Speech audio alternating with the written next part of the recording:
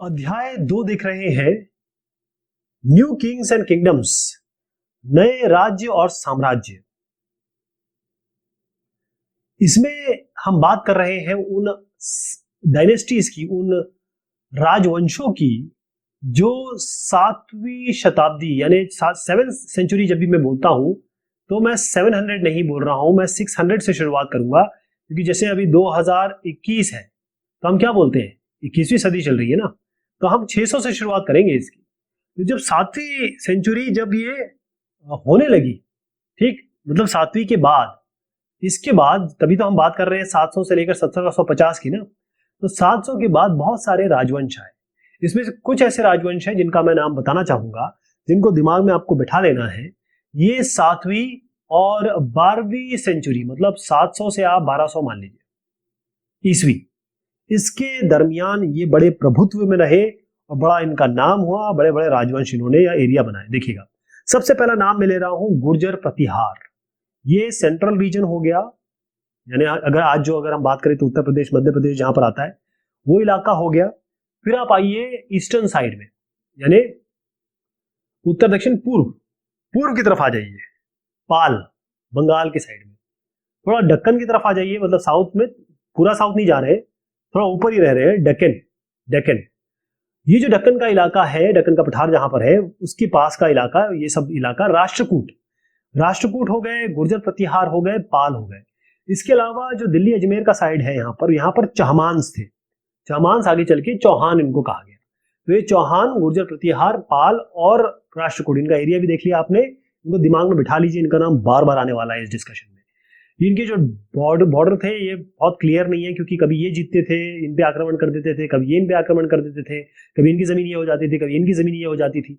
इसलिए इनके जो फ्रंटियर है या बॉर्डर है वो हमेशा चेंज होते रहे। तो मैं बात कर रहा हूं यहां पर 7वीं सेंचुरी की। हुआ ये कि 7वीं सेंचुरी में, यानी जब 7वीं सेंचुरी की बात करता हूं तो मैं 600 से 700 की बात कर रहा हूं। तो 7वीं सेंचुरी में यह हुआ कि बड़े बड़े जो लैंडलॉर्ड्स थे, बड़े बड़े जो वॉरियर चीफ्स थे, यानी जिनके पास बहुत बड़ी बड़ी जमीन थी और जिनके पास बहुत बड़ा रुतबा था, उस इस जमाने में सब कॉन्टिनेंट, जो हमारा सब कॉन्टिनेंट है, यहां पर ये लोग आए, या ये कहे ये लोग डेवलप हुए। क्योंकि आदमी अगर मेहनत करता है या कोई उसका प्रभुत्व बढ़ता है या अच्छा होता है, तो अब बनी बात है कि वो लोगों की नजर में आ जाता है, पावरफुल हो जाता है। अब होता यह था कि जब ये लोग पावरफुल हो गए, कुछ लोग आपके पावरफुल हो जाते हैं, तो सब जो राजा होता है वो भी क्या करता है, जैसे आजकल के जमाने में अगर आप देखें, नरेंद्र मोदी जी हैं, अडानी अंबानी आप देखेंगे, है ना, ये पावरफुल लोग हैं, तो इनका सपोर्ट इनको चाहिए ही होता है, बड़ी बात है। तो इसीलिए जो राजा होते थे वो क्या करते थे कि जो बड़े बड़े लैंडलॉर्ड और जो भी जितने भी भू स्वामी हो गए या जितने भी किंग्स थे उस जमाने में, सरदार कह सकते हैं, तो उन लोगों को ये कहते थे कि चलो भाई, एक्नॉलेज कर लेते थे एज सामंत। अंग्रेजी में इसको सामंताज बोला जाता है। सामंत की तरह मान लेते थे। सामंत मतलब क्या है, चलिए आपके पास ये जमीन है, ये जमीन ले लीजिए और हमसे भी जमीन ले लीजिए, और आप इस जगह का पूरा रेवेन्यू कलेक्ट करिए, यहाँ का पैसा टैक्स कलेक्ट करिए, और जब भी हमें वॉर के लिए लोगों की जरूरत पड़े, सोल्जर की जरूरत पड़े, या फिर हमें असलाहों की, अस्त्र शस्त्र की जरूरत पड़े, आप हमें दे दीजिएगा। तो ये बात तय हो गई। तो अब इन सामंतों से माना जाता था, जैसे ये किंग थे, सामंतों से माना जाता था कि ये आएंगे और ये इनके इनके सलाम ठोकेंगे या इनके लिए गिफ्ट लेके आएंगे, ये इनके लिए गिफ्ट लेके आएंगे। तो हुआ ये कि जो सामंत थे वाकई में ये तो पावरफुल तो थे, और पावरफुल इतने हो गए, ये और पावरफुल हो गए। जमीन इनके पास थी और जमीन मिल गई, पैसा भी इनके पास आ गया, और क्योंकि इनके पास मिलिट्री पावर थी, क्या थी, इनके पास मिलिट्री पावर थी, और इस मिलिट्री पावर के कारण, क्योंकि ये यही तो मिलिट्री किंग को देते थे जब लड़ाई झगड़ा होता था या कोई वॉर होता था, तो ये इतने पावरफुल हो गए कि ये अपने आप को महासामंता कहलाने लगे और महामंडलेश्वर। महासामंत और महामंडलेश्वर, महामंडलेश्वर का मतलब ये होता है कि जो उस इलाका, मंडल, डिवीजन, उस इलाके का जो आदमी होगा, वहां का सबसे बड़ा आदमी मंडलेश्वर कहलाने लगे। फिर अल्टीमेटली इन्होंने क्या किया, इन्होंने कहा कि जब हम इतने पावरफुल हो ही गए, तो किंग जो है, इसके पास हम क्यों जाए, इसको हम क्यों सलाम ठोके, छोड़ो यार, हम अपना राज बनाते हैं। तो ऐसे ही हुआ यार, हुआ। एग्जाम्पल जो राष्ट्रकूट का मैं दे रहा था वो ऐसे ही हुआ। राष्ट्रकूट जो दक्कन के थे, फिर से दिखा देता हूं आपको, ये राष्ट्रकूट, इसमें हुआ क्या, ये जो राष्ट्रकूट थे ये पहले चालुक्यों के अंडर में आते थे। चालुक्य जो कर्नाटका में थे ये उनके अंडर में आते थे। हुआ ये कि जो मिड 8th सेंचुरी की बात मैं कर रहा हूं, मिड 8th सेंचुरी कौन सी होगी, मिड 8 कौन सी होगी, 8th सेंचुरी हुई 700 से 800, ठीक है। मिड 8th सेंचुरी का मतलब हो गया 750। इसके दरमियान ये हुआ कि जो दंती दुर्ग, इनको देख लीजिए, ये साहब दंती दुर्ग जो साहब थे ये राष्ट्रकूट के एक चीफ थे, एक सरदार थे। इन्होंने क्या किया कि क्योंकि जो पहले राष्ट्रकूट जो थे वो किसके अंडर में आते थे, वो चालुक्यों के अंडर में आते थे। इन्होंने जो दंती दुर्ग है इन्होंने इन चालुक्यों को उखाड़ फेंका, दंती दुर्ग ने इनको उखाड़ फेंका। और फिर उसके बाद क्योंकि ये दंती दुर्ग जो थे वो क्षत्रिय नहीं थे, ये क्षत्रिय नहीं थे, तो इन्होंने एक हिरण्यगर्भ करके एक रिचुअल होता है, और इस रिचुअल से क्या होता है कि अगर कोई क्षत्रिय ना है तो भी वो क्षत्रिय बन जाएगा, उसका रीबर्थ समझते हैं एक तरीके से। तो फिर इन्होंने क्या किया, दंती दुर्ग ने एक तो चालुक्यों को उखाड़ फेंका, फिर ब्राह्मणों के मदद से इन्होंने ये हिरण्यगर्भ का एक कहे कि एक रिचुअल किया, धार्मिक अनुष्ठान किया। हिरण्यगर्भ का मतलब होता है सोने की भूम, माँ की जो कोख होती है ना जिसमें बच्चे पलते हैं, वो सोने का इस तरीके का एक रिचुअल होता है। और उसके बाद ये बन गए साहब जो यहाँ के एक तरीके से किंग बन गए, इनका साम्राज्य आ गया। ऐसा कई लोगों ने किया कि कई ऐसे लोग थे, कई ऐसी फैमिलीज थी, बहुत बड़ी बड़ी फैमिली थी वो, क्योंकि उन्होंने अपनी मिलिट्री स्किल, क्योंकि उनके पास मिलिट्री स्किल था, सामंतों के पास तो होता ही है, सामंत ही तो प्रोवाइड करते थे राजा को, राजा के पास इतनी बड़ी सेना तो होती नहीं थी। तो यहां पर क्या है कि जो मिलिट्री स्किल प्रोवाइड करने वाले कुछ और नाम मैं बताता हूं आपको। इसमें है कादंब मयूर शर्मन, मयूर शर्मन, KMS लिख रहा हूं, यहां दिखा देता हूं आपको, इनका चेहरा भी देख लीजिए, ये है मयूर शर्मन, क्या नाम है इनका, कादंब, नाम नहीं है, कादंब तो जगह है, कादंब मयूर शरणम, ठीक। और उसके अलावा था गुर्जार प्रतिहार के हरिचंद्र, हरिचंद्र, ये है हरिचंद्र, ये है गुर्जर प्रतिहार के जो हरिचंद्र थे। इसके अलावा ये साहब जो मयूर शर्मन थे ये ब्राह्मण नहीं थे, ठीक। ये मतलब ये जो ब्राह्मण का जो काम होता है, ये मतलब ये ब्राह्मण थे, सॉरी ब्राह्मण थे। अब ब्राह्मण, अब अगर लड़ाई करना है तो उनको क्षत्रिय होना पड़ेगा, तो ये थे ब्राह्मण, ये थे ब्राह्मण, लेकिन फिर इन्होंने कुछ इस तरीके से ट्रेडिशन, जो अपना प्रोफेशन छोड़ा, ये कहें कि जो उनका पैतृक काम था उसको छोड़ा, और ये फिर राजा बने और बहुत जबरदस्त राजा बने। फिर से बता देता हूं, 3 लोगों का नाम आया है इसमें। एक दंती दुर्ग, ये कहां के, ये चालुक्यों के अंडर में थे, दक्कन की बात हो रही है। फिर आया है इन्होंने क्या किया था, हिरण्यगर्भा किया था, उससे वो बन गए जो राजा बनने के लिए किया जाता है। यानी कि अगर आप किसी और प्रोफेशन किया, किसी और योनि में बर्थ लेते हैं, तो किसी और कास्ट या क्रीड में। इसी तरीके से नाम है कादंब के जो मयूर शर्मन है, और ये गुर्जर, ये जो है ना, ये वाले, ये गुर्जर राजा ये थे प्रतिहार हरिश्चंद्र, ये दोनों जो है वो ब्राह्मण थे लेकिन ये क्षत्रिय बने। क्लियर हो गया। फिर इसके बाद क्या हुआ कि ये जो मयूर शर्मन है इन्होंने कर्नाटका, ये साहब ने कर्नाटका, और जो ये इनका नाम मैं ले रहा हूं हरिचंद्र, इन्होंने राजस्थान में अपना साम्राज्य स्थापित किया, ठीक। तो यहां तक की कहानी हो गई। अब मैं आपको बताता हूं एडमिनिस्ट्रेशन कैसे होता था। बहुत सारे ऐसे किंग थे, उन्होंने क्या किया, अपना नाम जो है बहुत बड़ा भारी भरकम नाम ले लिया, जैसे महाराज अधिराज, ऐसे करके महाराज अधिराज, मतलब बहुत बड़े किंग, किंगों के भी किंग, राजा के भी राजा। एक और नाम इन्होंने रखने लगे जिसका नाम था त्रिभुवन चक्रवर्तिन, इसका मतलब है तीन जो वर्ल्ड है, 3 विश्व, मतलब इसको अलग अलग तरीके से माना जाता था उस जमाने में, जैसे एक हमारा जमीन का है, एक हवा हो गया, एक पानी हो गया, इस तरीके से माना जाता था।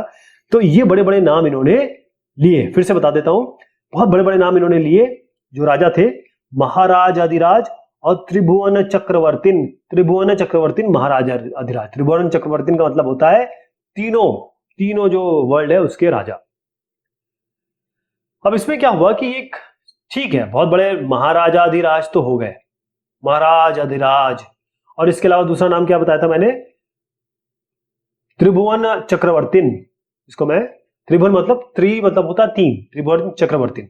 लेकिन फिर भी ये सामंतों को भी मानते थे और साथ में जो पीजेंट्स है, किसान, ट्रेडर्स हो गए, मर्चेंट्स हो गए, व्यापारी हो गए और ब्राह्मण्स, उनके साथ काम करते थे। क्यों? क्योंकि उनके बगैर कैसे इनका राजपाट चलेगा, है ना। अब जो रिसोर्सेस थे वो कहां से आते थे? रिसोर्सेस ये होते थे कि जो भी पीजेंट है यानी कि किसान, पीजेंट मतलब किसान, जो कैटल कीपर थे यानी जिनके पास जानवर होते थे, पशुपालक, तो कैटल कीपर हो गए। इसके अलावा जो शिल्पकार होते थे, आर्टिसंस, ये सारे के सारे लोग थे। इनको फोर्स किया जाता था या फिर इनको कहा जाता था कि ऐसा है, आपकी जो भी कमाई है इसका एक भाग हमें दीजिए। तो रिसोर्सेस कहां से आते थे, संपदा कहां से आती थी? इन्हीं लोगों से आती थी, इन्हीं लोगों से आती थी। और एक तरीके से इनसे रेंट लिया जाता था, यह कहें कि आप लगान लिया जाता था, लगान लिया जाता था। तो ये लगान लिया जाता था। और रेवेन्यू फिर किन से लिया जाता था, ये तो हो ही गए। इसके अलावा ट्रेडर्स, इनसे भी रेवेन्यू लिया जाता था। तो मतलब टैक्स, रेंट, ये सब लिया जाता था, उसी से पूरा वो चलता था उनका राजकाज। और मैं आपको एक एग्जांपल दूंगा, मैं यहां पर पहले आपको ले जाऊं ताकि आपको क्लियर हो जाए कि हम कहां की बात कर रहे हैं। ये मैं बात कर रहा हूं 400 जो टर्म हमें मिले। अब देखिए एक एक करके, चोला, चोला डायनेस्टी के बारे में हम बहुत बात करने वाले हैं। ये तमिलनाडु की बात कर रहा हूं मैं। यहां पर हमें इंस्क्रिप्शन मिले, मतलब अभिलेख। उन इंस्क्रिप्शन में 400 से ज्यादा टर्म जो है, 400 से ज्यादा शब्द, ये किसके लिए है? टैक्स के लिए, कर के लिए। 400 से ज्यादा। सबसे इंपॉर्टेंट टैक्स या सबसे जो प्रचलित टैक्स था उसका नाम था वेट्टी। वेट्टी का मतलब ये है कि आप पैसा मत दीजिए, आप आइए और हमारे लिए लेबर करिए, लेकिन लेबर करेंगे आप फ्री में। कैसे करेंगे? फ्री में, आपको कोई पैसा नहीं मिलेगा। इसे कहते हैं बेगार, बेगार। ठीक। एक और था जिसका नाम था कदमई, कड़मई बोलते हैं वहां पर। इसका मतलब है आपके पास जमीन है, जाइए इसका टैक्स दीजिए, तो इसे लैंड रेवेन्यू कह लीजिए। कदमई, कदमई, लैंड रेवेन्यू। इसके अलावा अगर आपका घर है, इस पे आप छज्जा लगा रहे हैं, इसका भी पैसा दीजिए। अगर आप ताड़ के पेड़ पे, नारियल के पेड़ पे चढ़ रहे हैं और आपने मान लीजिए सीढ़ी लगा ली, इस सीढ़ी के भी पैसे दीजिए, इसका भी टैक्स लगेगा। अगर आपके पिताजी का देहांत हो गया, आप उनकी जमीन या जायदाद अपने नाम कराना चाहते हैं, लाइए पैसे दीजिए। तो इतने तमाम तरीके के टैक्स चोल राज्य में थे, ये हमें इंस्क्रिप्शन से पता चलता है। तो ये जो पैसे आते थे, ये जो मनी आ रहा है, इसका काम क्या होता था, इसका यूज क्या होता था? सबसे पहला तो ये है कि राजा के लिए, राजा का खजाना, मतलब किंग्स, आप कहेंगी एस्टैब्लिशमेंट, किंग के एस्टैब्लिशमेंट के लिए किंग का बहुत सारा चीज था, राज काज, महल, ये सब कहां से चलता था? जो राजशाही अंदाज उनके होते थे वो सब ऐसे चलते थे। इसके अलावा टेम्पल्स और फोर्ट्स। टेम्पल मतलब मंदिर, फोर्ट्स मतलब दुर्ग, यानी ऐसी दीवारें जो कैपिटल को या किसी इलाके को, बड़ी बड़ी दीवारें बनाई जाती थी जिसको कवर किया जा सके ताकि आक्रमण ना हो। और टेम्पल, मंदिर तो सबसे ज्यादा फेमस थे उस जमाने में। ये हो गया। और फिर फाइट वॉर्स। फाइट वॉर्स कैसा? लड़ाई करने के लिए, या तो फिर कोई इन पे आक्रमण कर रहा है या किसी और पे आक्रमण कर रहे हैं, तो ऐसे इलाके पे आक्रमण करते थे जहां पर ऐसे व्यापारिक मार्ग मिल जाए, ऐसे रास्ते मिल जाए जिससे उनको ट्रेड मतलब टैक्स ज्यादा मिले। तो उसके लिए भी ये सारे जो पैसे आ रहे हैं, टैक्स आ रहा है, उसका उपयोग करते थे। अब होता यह था कि भाई ये टैक्स का कलेक्ट करने के लिए एक आदमी होता था, या फिर लैंड रेवेन्यू ऑफिसर, जैसे आजकल जमाने में होते हैं, आज भी होते हैं, है ना। तो ये जो जैसे पटवारी वगैरह होते हैं, तो ये कौन होते थे? ये जो थे इन्फ्लुएंशियल फैमिली, मतलब राजा के करीब जो फैमिली होती थी उसी के भाई भतीजावाद, इस तरीके से किया जाता था। तो इन्फ्लुएंशियल फैमिली के आदमी को ही कर कर जमा करने का, कर कलेक्ट करने का काम दिया जाता था, जो कि वंशानुगत था। इसका मतलब ये आपने बना दिया एक को, उसका बेटा भी वही काम करेगा, उसका बेटा भी वही काम करेगा, तो वंशानुगत हो गया, मतलब डायनेस्टिक हो गया एक तरीके से, राइट। और जितने भी राजा के सगे संबंधी थे, चाचा, भतीजा और नेफ्यू, और कोई भी जो बड़े, जो उसके बहुत करीब के लोग थे, वही सबसे बड़े पोजीशंस पे थे, वही बड़े पोजीशंस पे उनको, मतलब ओहदा बहुत बड़े पोजीशन के दिया जाता था उनको। ठीक। अब प्रशस्ति और लैंड ग्रांट्स का एक थोड़ा सा अंतर समझिएगा। देखिए, प्रशस्ति का मतलब होता है तारीफ करना, हर तरीके से तारीफ करना। लेकिन इस चैप्टर में एक क्वेश्चन आएगा, मैंने जब क्वेश्चन करूंगा तो आपको बताऊंगा कि प्रशस्ति के 4 ऑप्शन दिए गए हैं। मतलब प्रशस्ति में तारीफ होती थी, प्रशस्ति में राजा को बहुत बड़ा अचीवर बताया जाता था, लेकिन यहां पर आप जो उत्तर देंगे वो देंगे वेलिएंट विक्टोरियस वॉरियर, यानी कि योद्धा, बहुत जबरदस्त योद्धा। तो प्रशस्ति में कई बार लोग गप भी लिख देते थे। राजा की तारीफ करनी है, राजा के लिए काम कर रहे तो राजा के लिए गप लिख दीजिए। जैसे आजकल के जमाने में भी हो रहा है कि अगर आपके कोई नेता है तो गप मार लीजिए उनके लिए कुछ भी कह दीजिए, चाहे सही हो चाहे गलत हो। तो ये जो काम था ये प्रशस्ति में होता था। इसमें कोई वो नहीं है, क्योंकि अगर मेरा बेटा मेरे बारे में बात करेगा तो अच्छी बात करेगा, मैं अपने पिताजी के बारे में अच्छी बात करूंगा, वही काम होता था यहाँ पे। अब यहां पर क्या हुआ कि एक प्रशस्ति हमें मिली, एक प्रशस्ति मिली, और वो जो लिखी थी प्रशस्ति, वो लिखी थी संस्कृत में, संस्कृत में लिखी थी, और ये हमें मिली है ग्वालियर, जो आज के एमपी में है। और इसमें बताया गया है इन साहब के बारे में। इन साहब का नाम क्या है? ये है गुर्जर सम्राट नागभट्ट प्रतिहार, नागभट्ट प्रतिहार। और इनके बारे में बताया गया है कि भाई इन्होंने कहां कहां क्या क्या राज किया, मतलब सच्चाई भी और साथ में बाकी चीजें भी बताई गई कि भाई ये बहुत बड़े राजा थे और ग्वालियर के थे, और ग्वालियर का में इनका राज था, मध्य प्रदेश के थे, और बहुत जगह जगह इन्होंने अपना एरिया विक्ट्री की, मतलब जीता।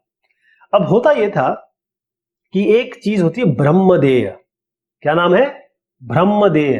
तो ब्रह्मदेय क्या होता यह था कि ये राजा है, ये क्या करते थे, जो ब्राह्मण है, ये किंग हो गए, ये ब्राह्मण है, ये ब्राह्मण को किंग हमेशा, या कोई और भी लोग ना क्या कहते थे, ब्राह्मण क्योंकि संस्कृत जानते थे, ब्राह्मण बहुत इंटेलिजेंट थे, तो उनको लैंड दे दिया करते थे कि भैया ये जमीन ले लीजिए, आप हमारी तरफ से लीजिए। लोग राजा तो अपने गले का हार निकाल निकाल के दे दिया करते थे अगर खुश होते थे।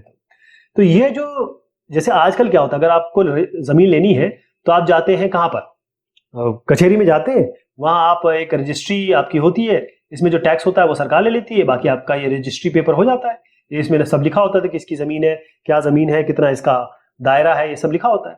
तो उस जमाने में जब ये जमीन दी जाती थी तो इसका जो लेखा जोखा था वो इनमें होता था। किसमें? ये है कॉपर प्लेट्स। क्या है? कॉपर प्लेट्स में होता था। ये कॉपर की प्लेट देख रही, थोड़ा मैं दिखा दूं आपको। इसमें क्या है, संस्कृत और थोड़ा संस्कृत और थोड़ा इसमें तमिल में लिखा हुआ है।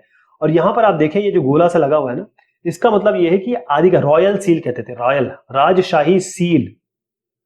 तो इससे पता चलता था कि ऑथेंटिक डॉक्यूमेंट है, यानी कि अगर किसी के पास ये है तो वो उसकी जमीन है। ठीक है।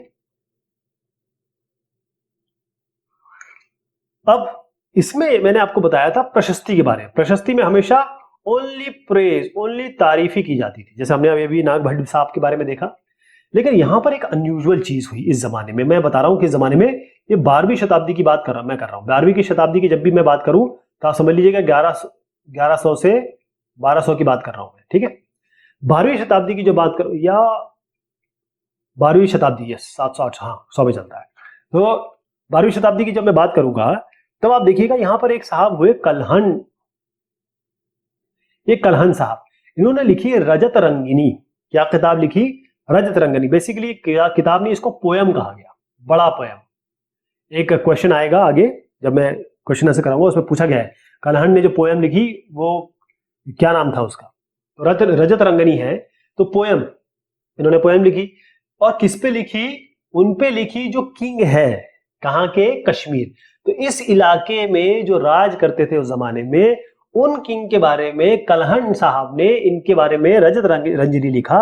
और सबसे बड़ी बात, खास बात क्यों थी, हम क्यों बात कर रहे हैं इसकी, इसलिए क्योंकि उन्होंने क्या किया, उन्होंने पहले तो सारी चीजें देखी, मतलब इन्होंने सोर्सेस क्या क्या लिए, इंस्क्रिप्शन लिए, डॉक्यूमेंट जो जो मिल गए, दस्तावेज मिल गए, लोगों जिन्होंने देखा था आई विटनेस, उनसे बात की, जो भी पहले की हिस्ट्री थी वो लिया। तो ये सारी चीज लेके जब उन्होंने लिखा, तो जब इनके बारे में लिखा तो वो बड़ा क्रिटिकल था। प्रशस्ति में हमेशा तारीफ की गई, चाहे सही हो गलत हो, तारीफ ही की जाती थी।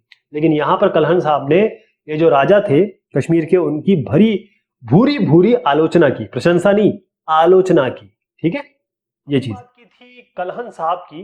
कलहन साहब ने कश्मीर के जो राजा हैं उनके बारे में पोएम्स लिखी थी रजत रंगिनी में, और वो बड़ी क्रिटिकल थी, प्रशस्ति की तरह नहीं थी, प्रशस्ति में केवल तारीफ हुआ करती थी।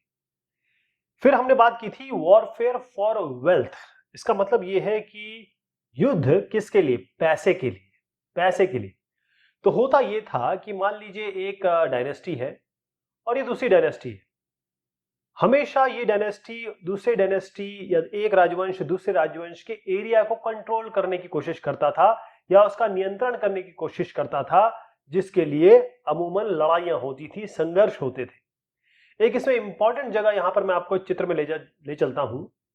एक बहुत इंपॉर्टेंट जगह जो थी, जिसके लिए बहुत ज्यादा संघर्ष हुआ, वो था ये कन्नौज का इलाका। आप देखेंगे कि ये गंगा की घाटी है, बहुत बहुत उपजाऊ जमीन है यहाँ पर और बहुत सेंट्रली लोकेटेड है कन्नौज।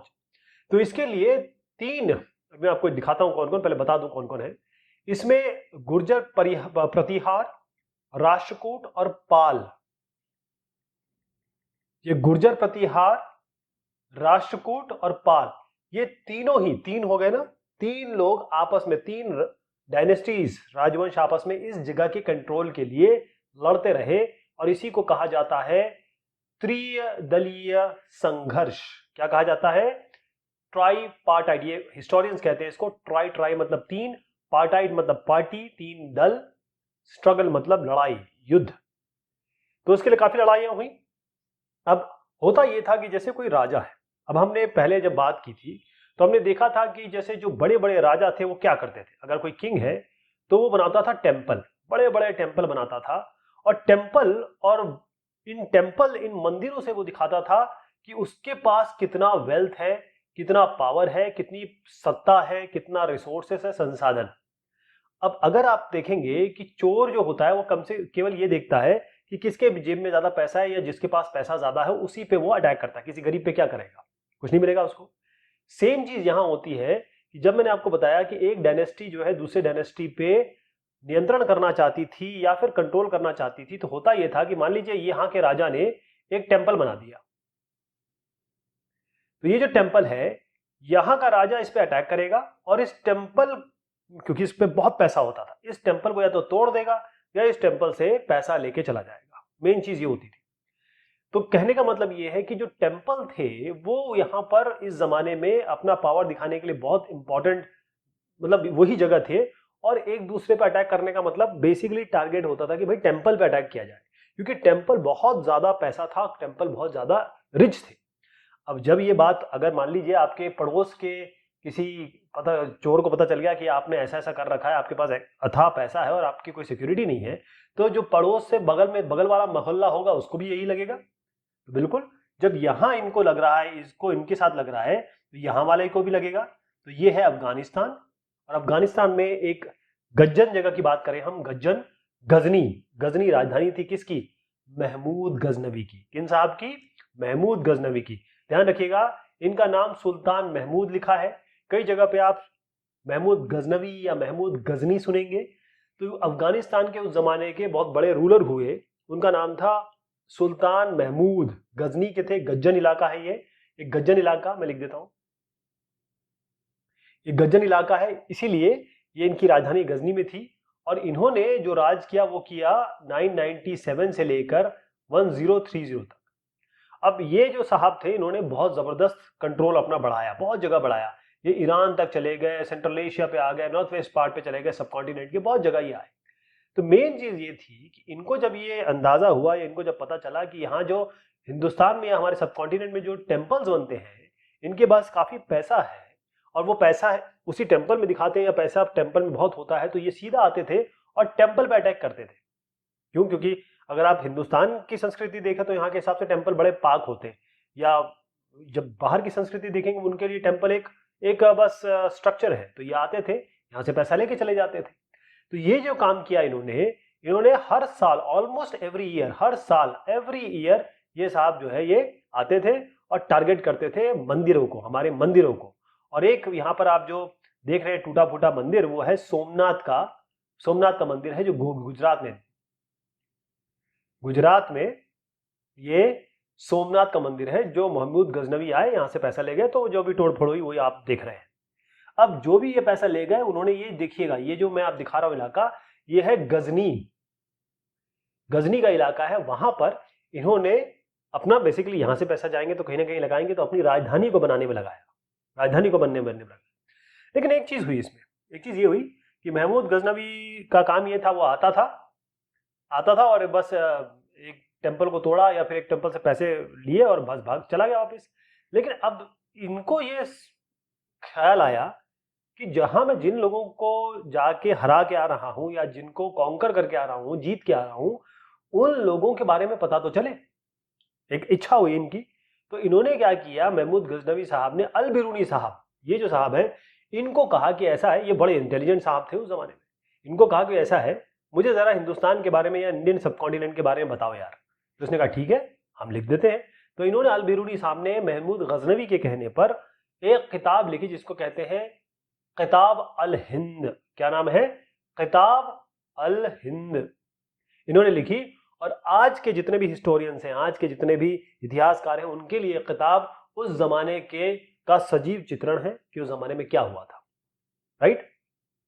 ये मैंने एक आपको वॉरफेयर बता दिया, एक युद्ध बता दिया, या युद्ध किस तरीके से होते थे। एक और बताता हूं आपको, ये है इन चौहानों का चौहान। पहले मैं आपको दिखा दूं ताकि आपके दिमाग में तरोताजा हो जाए कि जिस इलाके को हमने शुरुआत में बताया था, ये चौहान्स दिल्ली अजमेर का इलाका है ये, और चौहान जो है आगे चल के चौहान कहलाए।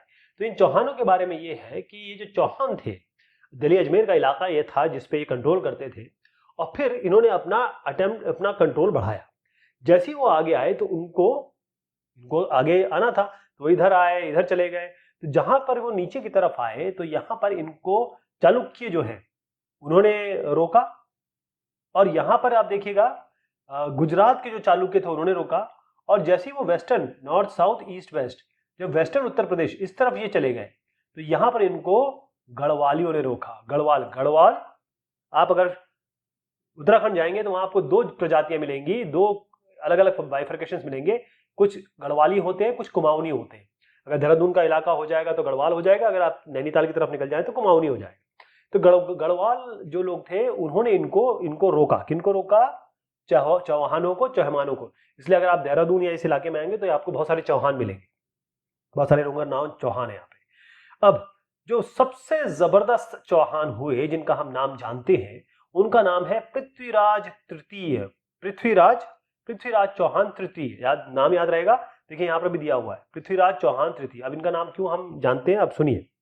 इनके सामने कौन है ये साहब? इनका नाम है मोहम्मद गौरी। क्या नाम है? मोहम्मद गौरी। तो पृथ्वीराज साहब ने मोहम्मद गौरी साहब को हरा दिया। किसको हराया? पहले मैं बता दूं, ये 1168 से लेकर 1192 तक इन्होंने ये रहे। और इन्होंने अफगान रूलर, अफगानिस्तान की ही बात हो रही है, अफगान रूलर एक मोहम्मद गौरी साहब भी थे, इनको उन्होंने हरा दिया 1191 में। बस उसके बाद इनका नाम हुआ। लेकिन 1192 एक ही साल बाद मोहम्मद गौरी ने इनको, चौहान साहब को फिर से हरा दिया। ठीक? और शायद इनकी मृत्यु भी ऐसी हो गई थी कि 1192 की बात हो रही है, 1192 में तक इनकी जिंदगी बताई गई है, तो शायद इनकी मृत्यु भी हो गई। अब हम जरा चोल पे चाहते हैं। हमने बार बार बात की ये सीसीपी की, चोल चेरा पांड्या, लेकिन हम जब चोल की बात करते हैं, ये जो इलाका आप देख रहे हैं, पहले मैं आपको इनका इलाका दिखा दूं। ये इनका चेंज होता हुआ बाउंड्री है, लेकिन ये पूरा इलाका इनके पास था। इसमें काकातीय की भी बात होगी, इसमें चोलास की बात होगी, इसमें तंजावुर की बात होगी, और गंगई कोंड चोलपुरम इसकी बात भी हो गई, उरैयार की बात भी होगी। ये उरैयार का नाम लेने वाला हूं मैं, तंजावुर का नाम लेने वाला हूं, और ये नाम लूंगा तो आपको पता होना चाहिए कहां कहां पर है। ठीक है? चोलास की बात हो रही है। अच्छा, शुरुआत करते हैं। सबसे पहले आपके दिमाग में सवाल होगा कि चोल आए कहां से, इनकी मतलब डायनेस्टी की शुरुआत कहां से हुई। तो बहुत ध्यान से देखिएगा। ये जो है, ये जो कावेरी का डेल्टा है, ये जो डेल्टा है, ऐसे लिखता हूं, कावेरी का जो डेल्टा है, कावेरी का जो त्रिकोण बनता है, कावेरी जब समुद्र से मिलती है, यहां पर एक छोटी फैमिली थी, बहुत बड़ी नहीं थी, छोटी फैमिली थी। उस फैमिली का नाम था मुत्तारायार। ये नाम इसलिए लिख रहा हूं क्योंकि बहुत जरूरी है ये समझना।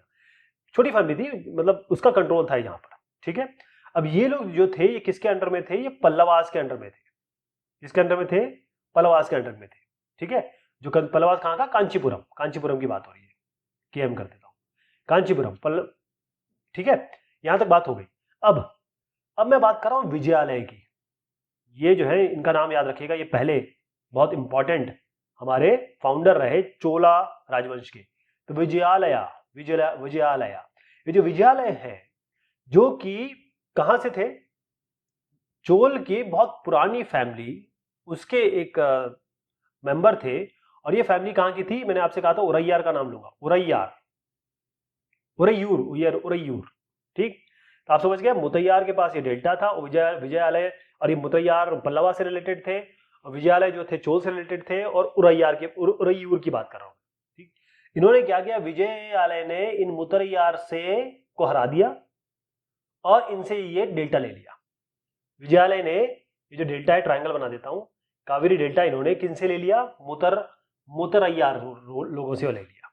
कब लिया, 19th सेंचुरी के मिडिल में, यानी कि आप 9th सेंचुरी है ये, 9th सेंचुरी का मतलब हुआ 850 के अराउंड, 850 के करीब इन्होंने ले लिया। ठीक, अब समझ में आ गया कि चोल की कहां से शुरुआत हुई।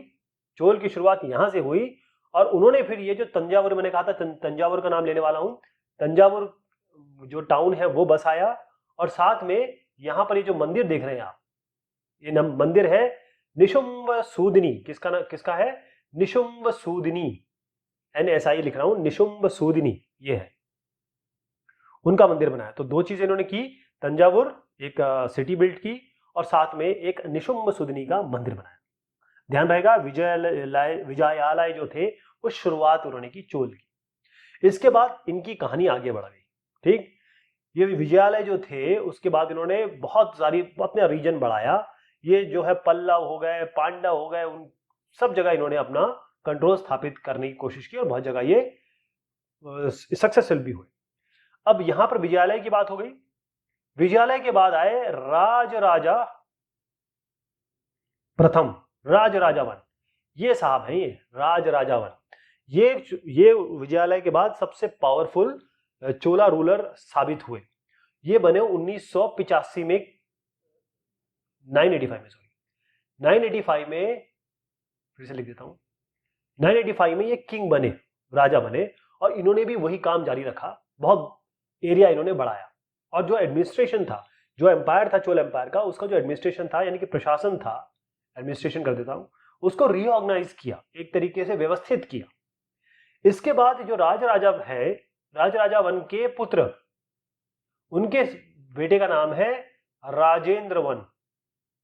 वैसे तो राजेंद्र होगा, वन तो हम लोगों ने लगा दिया है क्योंकि बहुत सारे नाम एक जैसे हैं, इसलिए राजेंद्र वन। ये जो है राजेंद्र चोला, इन्होंने भी ये काम किया। जो राजराजा प्रथम है उनकी सारी जो पॉलिसीज, इसको आगे बढ़ाया। फिर ये कहां कहां गए देखिएगा, ये गए यहाँ पर श्रीलंका कंट्रोल किया इन्होंने, ये वाला इलाका जिसे हम साउथ ईस्ट एशिया कह रहे हैं, बहुत इलाकों में ये राजेंद्र वन भी गए। यानी कि 3 नाम हो गए, विजयालय, राजराजा वन और राजेंद्र वन। ठीक है, ये दिमाग में डाल दीजिएगा आप अपने।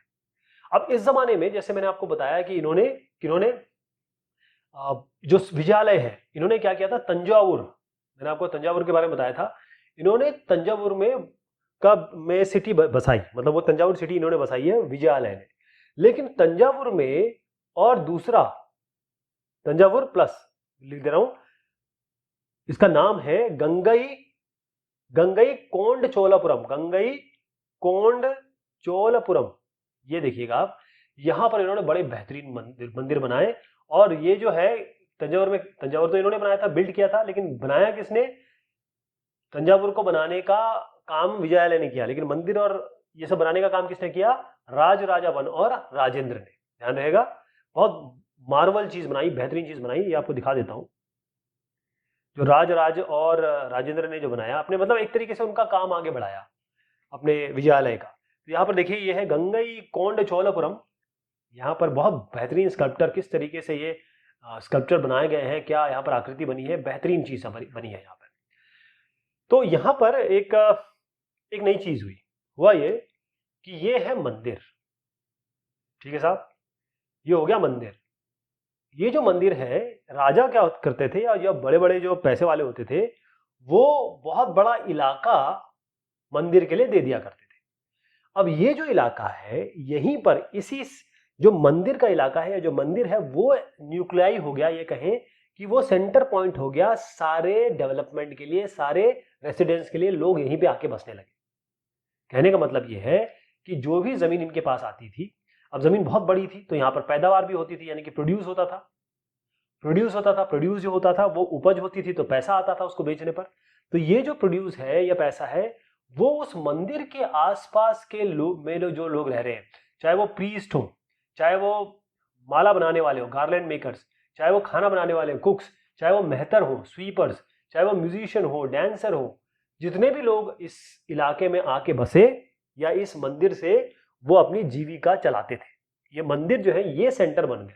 और यहाँ पर केवल ये नहीं कि मंदिर में पूजा अर्चना हो रही है, सोशल सोशल काम तो हो ही रहे हैं यहाँ पे, इकोनॉमिक काम भी हो रहे हैं, पैसे का लेन देन भी हो रहा है, कल्चरल मतलब जैसे मैंने बताया नर्तकी, ये डांसर्स और म्यूजिशियन, ये भी काम यहीं पे हो रहा है। इसके अलावा तो समझ गए आप, मंदिर मेन, इस चोला के मेन ये है कि मंदिर जहां है वही मतलब सेंटर पॉइंट होगा। इसके अलावा जो ब्रॉन्ज इमेजेस है, मतलब कांस्य की जो प्रतिमाएं हैं, ब्रॉन्ज इमेज, ये तो बेहतरीन, आप देखिए क्या सुंदर बनाया हुआ है, और ये पूरे विश्व विख्यात विख्यात थी ऑल ओवर। और मेनली इनको तो जो गॉड और गॉडेसेस हैं उनके उनकी प्रतिमाएं बनाई गई थी, और इतनी फेमस हुई है कि पूछिए मत। एक और चोला का, जब भी चोला का नाम लेते हैं हम, चोल का नाम लेते हैं, तो यहां पर आता है इरिगेशन। क्या नाम आता है? इरिगेशन, यानी कि सिंचाई। क्या है? सिंचाई। अब इन्होंने बहुत बेहतरीन काम किया सिंचाई में। पहली चीज तो ये है कि जब कावेरी नदी मैंने आपको दिखाया था ना, ये जो कावेरी नदी है, जब ये डेल्टा बना रही होती है या फिर समुद्र से मिल रही होती है, तो ये उलीचती है। उलीचना मतलब होता है कि अलग अलग इसके ऐसे पार्ट बन जाते हैं, स्ट्रीम्स बन जाती है, और ये बाहर जो है पानी इसका इस तरीके से निकलता है, और फिर ये जो पानी है यहाँ पर जो उसके अपने साथ गाद लाया है, उपजाऊ मिट्टी लाया, वो छोड़ देता है। ओके, तो यहाँ पर जो बैंक है, बैंक यानी कि जो तट है, वहां पर बहुत अच्छी मिट्टी आ जाती थी, और एक तो पानी भी आ जा रहा है और मिट्टी भी आ जा रही है। यहाँ पर भी आप देखिए पानी और मिट्टी दिख रहा है आपको, ये एक्चुअल पिक्चर है, पानी और मिट्टी। तो इसके कारण से जो राइस, आप देखेंगे साउथ इंडिया में लोग मोस्टली चावल ही खाते हैं, तो चावल की पैदावार बड़ी जबरदस्त हो गई यहाँ पर। तो इससे क्या हुआ कि बहुत सारी चीज, जैसे एक और चीज बताई गई है वटी वयक्कल, इसमें क्या था, ऐसे क्रिस क्रॉस तरीके से इन्होंने बहुत अच्छा तरीका अपनाया कि किस तरीके से जो पानी आ रहा है, बरसात का पानी, उसका उपयोग किया जाए। जो क्रिस क्रॉस में एक डायरेक्शन था, नॉर्थ साउथ जो डायरेक्शन था वो वटी था, वटी वयक्कल में वटी नॉर्थ साउथ था, मतलब ईस्ट डायरेक्शन में, और वयक्कल था ईस्ट वेस्ट डायरेक्शन में, यानी कि ये वटी हो गया, ये वयक्कल हो गया। इस तरीके से उन्होंने बहुत काम किया। अब हुआ ये कि जब आपको कृषि करनी है तो आप क्या करेंगे? जंगल को क्लियर करेंगे, मतलब जंगल के एरिया को आप कृषि योग्य बनाएंगे, और जब ये जंगल का एरिया जब क्लियर करेंगे तो फिर क्या होगा, इस इलाके को आपको समतल भी करना पड़ेगा, तो ये भी काम इन्होंने किया। फॉरेस्ट, जंगल हटाए, लेवल किया, और उसके बाद क्योंकि यहाँ एम्बैंकमेंट जो होता है, यानी जहां पर पानी आता है वहां पर हो सकता है ज्यादा पानी आ जाए, जब बरसात ज्यादा आ जाएगी तो यहाँ पर वो भी होगा, बाढ़ की स्थिति भी पैदा हो सकती है। तो उसके लिए उन्होंने क्या किया, यहाँ पर आप देख रहे हैं एग्जाम्पल, यहाँ पर इन्होंने बाकायदा इस फ्लडिंग के लिए कैनाल्स बनाए, या कहे कि एक, मैं आपको चित्र दिखाऊंगा, यहाँ पर देखिए, ये जो करी कलान का नाम दे रहा हूं, ये बहुत जमाने पहले, जब आज हम इतनी बात करते हैं, इस जमाने में ही जो चोल राजा है उन्होंने डैम बना दिए थे। तो ये डैम बनाना या फिर ये खेती के लिए इंतजाम करना, और साथ में इतनी बढ़िया इन्होंने सिंचाई करवा की व्यवस्था करा दी थी कि एक साल में 2 क्रॉप्स, मतलब 2 पैदावार होने लगी थी, 2 पैदावार। तो ये कई ऐसी जगह थे जहां पर पानी की व्यवस्था नहीं थी, तो आर्टिफिशियल कहे इरिगेशन भी करना पड़ता था। तो इसके लिए बहुत सारे इन्होंने काम किए। इन्होंने क्या किया, ऐसे बड़े बड़े गड्ढे खोद दिए और बड़े बड़े टैंक्स बना दिए वाटर के, मतलब पानी आए, जब रेन वाटर आए तो ये पानी यहाँ पर जमा हो जाए, ये काम किया इन्होंने। लेबर हो गया, संसाधन हो गया, रिसोर्सेस, उसकी व्यवस्था करना, और पानी जब आ जाए तो उसको शेयरिंग कैसे करें, कहाँ कहाँ भेजें, इसकी व्यवस्था भी इन्होंने की। तो इरिगेशन में इन्होंने बहुत अच्छा काम किया, राइट। अब एक और चीज है यहाँ के एडमिनिस्ट्रेशन की, मतलब ये जो एम्पायर था, चोला एम्पायर का एडमिनिस्ट्रेशन यानी कि प्रशासन कैसा था, जो जहां पर किसान रहते थे उस जगह को कहते थे उर, जहां पर पीजेंट मतलब होता है किसान, इसको कहते थे उर। अब ये जब जगह काफी, क्योंकि एग्रीकल्चर में इतनी अच्छा काम कर दिया था चोल लोगों ने, कि यहाँ जो किसान थे वो अच्छे खासे समृद्ध थे, पैसे वाले थे। उसके बाद हुआ ये कि जब ये एक से ज्यादा उर जब हो जाते थे तो इसको कहा जाने लगा नाडू, एक से ज्यादा उर के कॉम्बिनेशन को नाडू। तो ये जो विलेज काउंसिल है, यानी कि जो ग्राम परिषद है, और ये जो नाडू है, यही मिलके मैक्सिमम काम किया करते थे, जितने भी प्रशासन के काम हैं इस जगह के, इस जो भी इलाके की हम बात कर रहे हैं, चोल इलाके की जितनी भी थी। तो यहाँ पर ये जस्टिस भी क्या करते थे, मतलब न्याय की व्यवस्था भी यही करते थे, रेवेन्यू या टैक्स कलेक्शन भी यही लोग करते थे, नाडू और जो नगर परिषद है उसका। तो इसमें क्या है कि जो बड़े कास्ट वाले थे, जब मैंने आपको शुरुआत में बताया था कि वेलल्ला उनको कहते थे जो पैसे वाले रिच भूस्वामी हैं, जिनके पास बहुत पैसा है, उनके अंडर में ये नाडू लोग काम करते थे। किनके अंडर में? वेलल्ला। ठीक। अब चोला किंग्स ने क्या किया, जो चोला किंग थे, चोला के जो राजा थे, उन्होंने जो बड़े बड़े ये विलल्ला थे या कहें कि बड़े बड़े जो जमीन वाले थे या फिर लैंड ओनर्स थे, उनको बड़े बड़े नाम दिए। एक नाम उन्होंने दिया मुवेंदवेलन।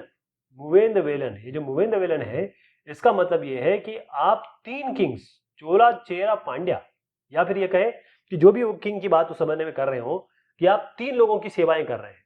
और उनका एक और नाम उन्होंने दिया अरैयार, इन्हीं बड़े लोगों को अरैयार। इसका मतलब है कि भाई आप बहुत रिस्पेक्टेड आदमी है, बहुत इज्जतदार आदमी है, और इन्हीं लोगों को जो जितने भी बड़े बड़े ऑफिसर्स थे, मतलब बड़ी बड़ी जो पोस्ट थी, वो उन्हीं लोगों को दी गई। अब होता यह था कि ब्राह्मण, जैसे आपको मैंने शुरुआत में बताया था कि जो ब्राह्मण है उनकी बड़ी इज्जत थी, क्योंकि वो संस्कृत जानते थे, पूजा पाठ वही करते थे। तो इनको जो किंग्स हैं, राजा लोग या और भी जैसे लोग थे, वो इनको जमीन दे दिया करते थे। इसको कहा जाता था ब्रह्मदेय। क्या कहा जाता था? ब्रह्मदेय। ब्रह्मदेय। तो यहां पर जो मैंने ये कावेरी का इलाका बताया आपको, यहां पर बहुत सारे सेटलमेंट हो गए थे, यहां पर बस्तियां हो गई थी इन ब्राह्मणों की। तो होता यह था कि ये जो ब्रह्मदेय है, ये इनकी एक सभा होती थी। एक सभा, जो ब्रह्मदेय है, इनकी सभा होती थी, जो बड़े बड़े ब्राह्मण लैंडलॉर्ड्स थे ना, जिनके पास पैसा था। और एक तो यह इनका ब्राह्मण की सभा हो गई, जिसको सभा, ब्राह्मणों की सभा को सभा ही कहते थे। इसके अलावा एक और नगरम सभा थी, जिसका नाम नगरम था। ये किनकी सभा थी? ये थी ट्रेडर्स की, जो व्यापारी गण थे उनकी थी। जो व्यापारी गण थे ना, वर्ण व्यवस्था में जो तीसरे नंबर पे आते थे, वर्ण व्यवस्था में ब्राह्मण सबसे ऊपर आते थे। तो ये बहुत सारे काम करते थे, जैसे प्रशासन वगैरह का काम भी ये कर लिया करते थे। अब यहाँ पर ये जो नाम मैं बता रहा हूँ, उसको बहुत ध्यान से देखिएगा। ये मैं बता रहा हूँ, ये इंस्क्रिप्शन यानी जो हमें अभिलेख मिले हैं, ये मिला है उत्तर मेरूर। ये है उत्तर मेरूर। कहां पर? ये कहां पर है? ये है तमिलनाडु। और कौन सा डिस्ट्रिक्ट है? डिस्ट्रिक्ट का नाम है चिंगलपुट। तमिलनाडु के चिंगलपुट डिस्ट्रिक्ट में उत्तरी मेरू मंदिर जो है कांचीपुरम में है, वहां पर हमें ये अभिलेख मिले हैं। इसमें क्लियर बताया गया है कि एक सभा होती थी। सभा जो होती थी, एक सभा बन गई, मतलब इस सभा में बहुत सारे लोग होते थे। और इनका चयन कैसे होता था? ये क्या करते थे? ये एक ऐसे बक्सा रखते थे, उसमें अलग अलग नाम के पर्चे डाल देते थे, एक बच्चे को बुलाते थे और निकाल लेता था वो पर्चा। जिसका भी नाम आता था उसको सभा में या उप समितियों में डाल देते थे। और ये जो उप समिति थी, ये इरिगेशन का, सिंचाई का काम, गार्डन का काम, टेम्पल का काम, यही लोग करते थे। लेकिन इंपॉर्टेंट बात यह है कि मिट्टी के बर्तन में ये लोग इनका नाम डालते थे और एक नाम बच्चा निकालता था और उसी से ये लोग कमेटी बनाते थे। ये इंस्क्रिप्शन से पता चला है हमें। ध्यान आएगा, उत्तरी मेरूर मंदिर, कांचीपुरम। अब इस जमाने में चाइना में क्या हो रहा था? चाइना में एक तंग डायनेस्टी ऐसी थी जिसने तकरीबन 300 साल राज किया, 7वीं शताब्दी से लेकर 10वीं शताब्दी तक। मतलब आप मान लीजिए 700 से 1000 मान लीजिए ऐसे। तो इसकी जो कैपिटल थी उसका नाम था xi'an।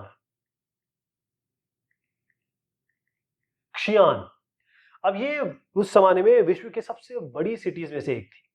और यहां पर एक, हम क्यों बात कर रहे हैं, सबसे बड़ी बात आपके दिमाग में आना चाहिए, हम बात क्यों कर रहे हैं इस चीज की। यहां पर क्या होता था कि जो राजा होते थे, उनके जो भी ब्यूरोक्रेट थे, यानी कि उनके जो मंत्री या फिर उनके जो सहयोगी थे, वो सारे के सारे एग्जामिनेशन से आते थे। बाकायदा उनका एग्जाम होता था। सोचिए, उस जमाने में एग्जाम होता था और ये एग्जाम 1911 तक चलता रहा। 1911 तक चलता रहा। मतलब पढ़े लिखे लोग आते थे, ऐसे नहीं किसी चाचा भतीजा को आपने बना दिया। तो ये बात हुई इस टॉपिक की। बहुत शुक्रिया, बहुत मेहरबानी आप सभी की।